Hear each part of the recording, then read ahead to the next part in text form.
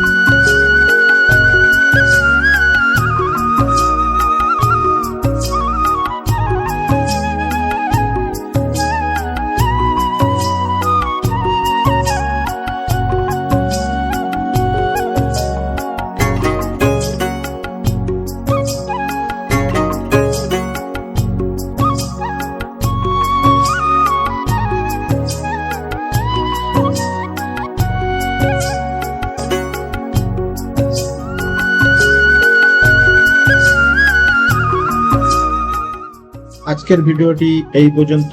আবার দেখা হচ্ছে নেক্সট ভিডিওতে। ততক্ষণের জন্য টাটা।